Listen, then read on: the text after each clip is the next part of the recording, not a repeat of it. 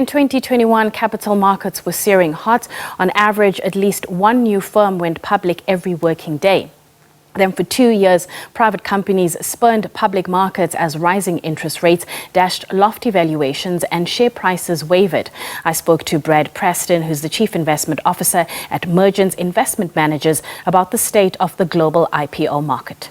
Globally, IPOs or new listings on stock markets have had a tough 2 years, the last 2 years, after a bumper year in 2001. So if we look at the US IPO market, which really leads the global trends, we saw over 300 new companies listed in 2001, and then over the last 2 years, over 22 and 2023, struggling to get sort of much above 50 new listings.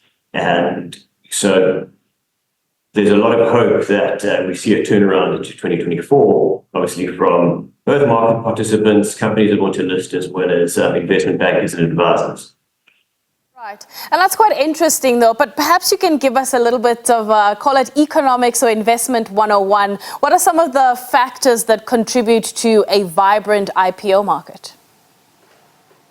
So this is something that we've looked at recently. And I think what we've always thought is that the good economy, lots of new company generation, and a rising stock market really helps new listings. When you speak to companies that may be coming to the market, they really want to see that the stock market is rising, that investor sentiment is positive. And I think that really does check out with the data. But one thing that we found, which we were quite surprised at just how strong the effect was how much the performance of previous new listings impacts the appetite of new companies to come to market. So if the companies that recently listed had a very good stock market performance the year before, it's much more likely, it seems from the data, that new companies will be listed this year. Whereas if new listings didn't perform well, their share prices fell, that seems to discourage new companies from coming to the market. On that note, then, are there markets that have performed well when it comes to, call it, the IPO numbers, or perhaps even from a proceeds side of things?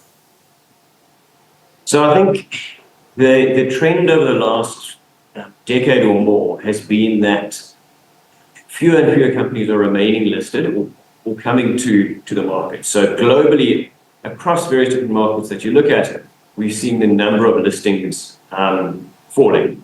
And I think there are regulatory trends towards this as the growth of the venture capital market that's driving this, etc. But out of the globe, the US has definitely been the best performer. And the US certainly generated the largest number of new tech listings, and certainly is the pinnacle of where you want to go and raise capital if you're a large global business.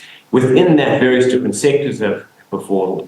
Obviously, technology businesses have been probably the majority of the most exciting new listings, but there are also a number of themes that play out for a period of time. So a few years ago, a large number of SPAC companies, so special purpose acquisition companies, were listed in the US. There's a trend of SPAC listings, a number of electric vehicle listings, etc. So there are certain themes that remain strong for certain periods of time. Locally, we always see headlines talk about the fall in JSE listings or something to that effect. Does that concern you, or is this just the way the sort of ebb and flow of listings just play out generally over the past few years, or perhaps in other regions? Is this normal?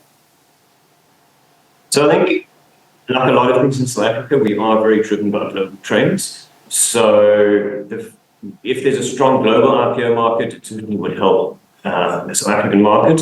But in addition to the global trends, we certainly have our own challenges. And I think it's concerning to the extent that it reflects low economic growth, low sort of opportunities to raise and then deploy new capital, etc.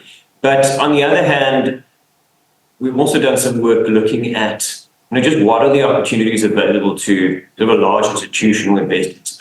While the number of companies on the JSE is falling, the amount of liquidity and the number of investable companies hasn't really changed as much. The number of listings in South Africa, where that number is falling, is largely in the very small tail of the market, which certainly is it reduces the opportunity set for investors, so it's not a positive thing, but it has less impact on perhaps large institutional investors.